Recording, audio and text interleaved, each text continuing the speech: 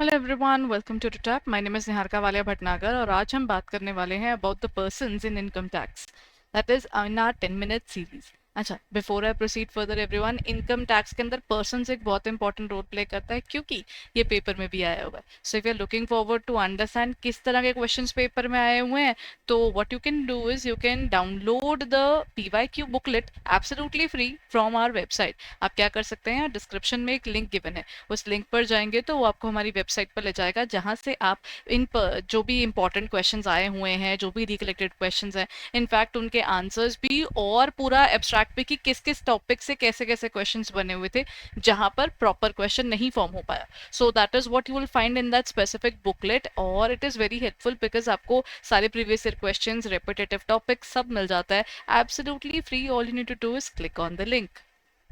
Now as I was saying कि हमारे लिए पर्सन्स इन इनकम टैक्स एक बहुत इंपॉर्टेंट टॉपिक है, बट वो क्यों है? क्योंकि दो चीज़ें आ जाती हैं। एक प्रैक्टिकली इंपॉर्टेंट है क्योंकि हमें पता होना चाहिए कि कौन कौन टाइप के पर्सन्स होते हैं इन द इनकम टैक्स, क्योंकि बैंकिंग की फील्ड भी वो रिक्वायर करती है और प्रैक्टिकली भी पता होना चाहिए। और साथ ही साथ इसका एक इम्पैक्ट रहता है हमारे पेपर के साथ में, क्योंकि पेपर में इस बार पर्सन्स के ऊपर क्वेश्चन था।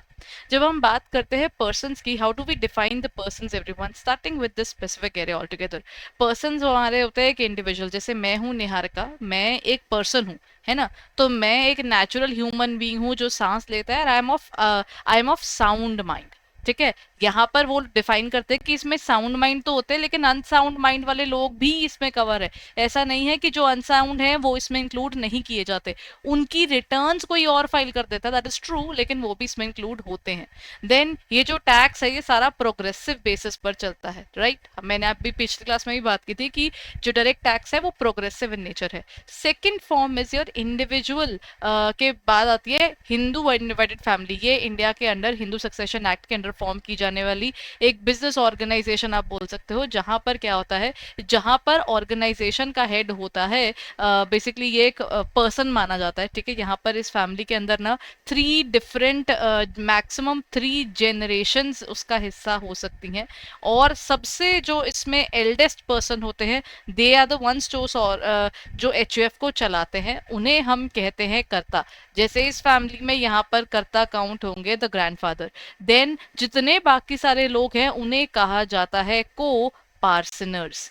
ठीक है, और कुछ जगहों पर तो पहले वाइव्स या जो अनमैरिड डॉटर्स थी वो इसका हिस्सा नहीं थी, लेकिन अब ये उनका हिस्सा मानते हैं। ठीक है, पहले वाइव्स इसका हिस्सा नहीं मानते थे, women were not a part of it, but slowly and steadily अब विमेन भी इसका पार्ट होती हैं।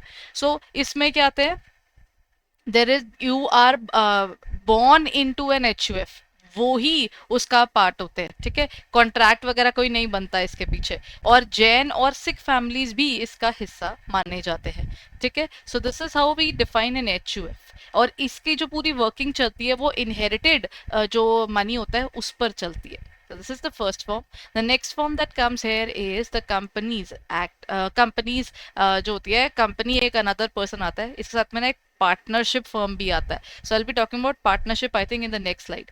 कंपनीज क्या होती है, companies are formed under companies act 2013 के अंडर ये फॉर्म की जाती हैं। और जब हम डिफाइन करते हैं कंपनी को, कंपनी हमारे लिए कैसे डिफाइन करते हैं कि कंपनीज जो हैं वो एक इंडिविजुअल पर्सन की तरह ट्रीट की जाती है। और पर्सन, इनको हम जब डिफाइन करते हैं तो इनका अपना पैन कार्ड होता है, ये अपने नाम पर प्रॉपर्टी बाय कर सकते हैं, सेल कर सकते हैं। इन पर लगता है कॉर्पोरेट टैक्स, जो कि आइडली 30% है, लेकिन अभी न्यू टैक्स रिजीम के अंडर अगर आपके 2 years before the current year, मतलब अगर हम आज के हिसाब से बात करते हैं तो वी आर स्टार्टिंग विद, जैसे हम 24 हम लोग बात कर रहे हैं 24-25 फाइनेंशियल ईयर जो चल रहा था, अगर हम आज के हिसाब से देखें तो हमें 2 साल, जो भी आप फाइनेंशियल ईयर बात कर रहे हो ना, उससे 2 साल पहले वाला जो प्रीवियस ईयर था ना, उस पर आपको जाकर ये देखना है क्या उस साल में 400 करोड़ की उनकी सेल्स हो गई थी।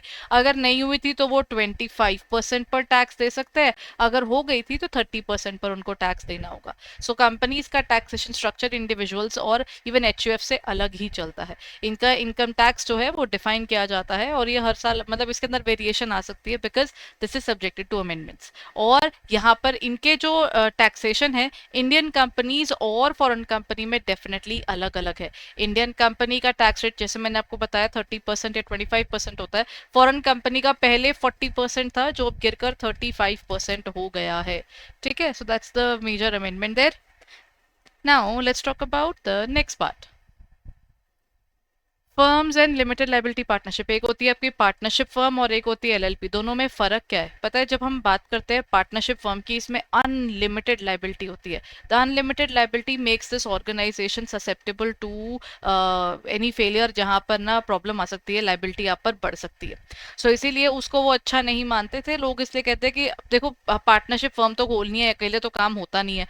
तो वो कहते हैं कि एक काम करते हैं, then let's open up an organisation where we can work together, but हमारी ना लाइबिलिटी लिमिटेड हो जाए और लेकिन रहे वो पार्टनरशिप।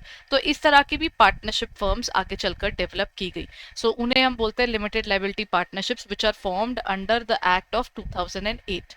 ठीक है, सो एलएलपी एक्ट 2008 आया था। दोनों के अंदर इसके दोनों की सेपरेट लीगल एंटिटी काउंट होती है, इनका भी पैन नंबर है आता है, लेकिन बस फर्क है कि पार्टनरशिप एक्ट में लीगल एंटिटी पार्टनरशिप लॉ नहीं कहता, लेकिन एक्ट किसका कौन कहता है? इनकम टैक्स एक्ट तो कहता है कि देखो हम तो आपको अलग पर्सन काउंट करेंगे। और यहाँ पर इनका जो ये लिमिटेड लाइबिलिटी पार्टनरशिप है, इसपे एक पार्टनर की जो लाइबिलिटी होती है वो अनलिमिटेड होती है, बाकी सब की लिमिटेड होती है। और इसका जो टैक्स रेट है दैट इज 30%। देन हमारे पास आ जाते हैं एजेपी एज नहीं, first is AOP and BOI.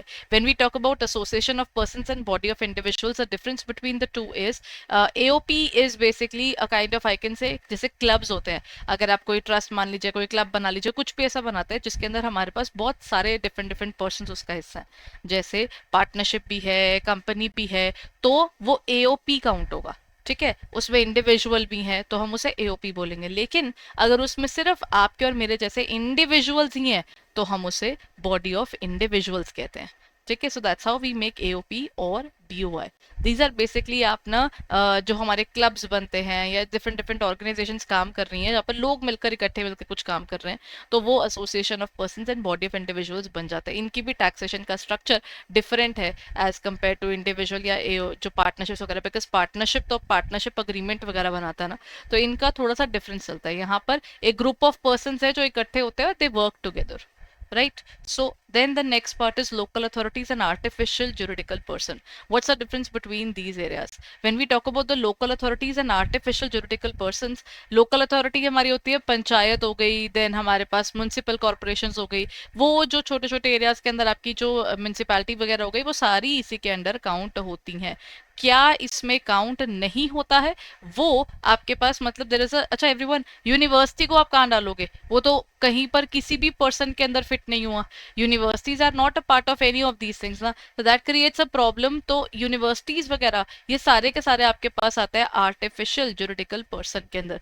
तो जहां पर ना हमारे पास में ये कहते हैं कि इनकी लीगल एंटिटीज तो एग्जिस्ट करती हैं, बट वो लोग वहां पर नेचुरल पर्सन नहीं है, राइट? सो लीगल एंटिटीज इनकी डिस्टिंक्ट होती है, यूनिवर्सिटीज इसमें काउंट हो गई, include deities, trust for idols जो भी बने हुए हैं वो सारे इसके अंडर काउंट होते हैं। सो दिस इज AJP यानी artificial juridical person. This is all about the different kind of persons asked in the examination.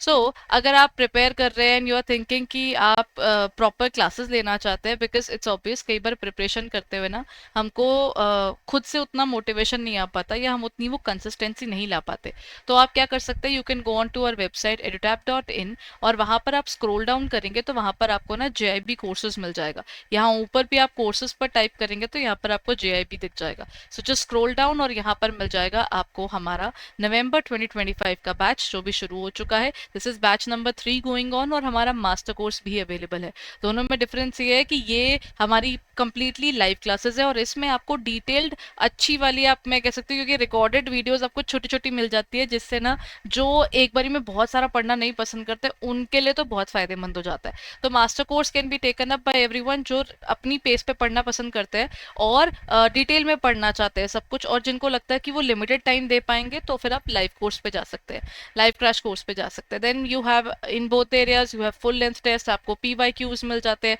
Conceptual notes मिल जाते हैं. मैकमिलन बुक आपकी इच्छा है बाय करना चाहे, अदरवाइज उसके नोट्स भी यहाँ पर आपको मिल जाते हैं. So all these things are available. Just click on the area of buy now and use the specific codes to get the maximum discounts. Thank you so much for being there everyone. Bye bye and take care.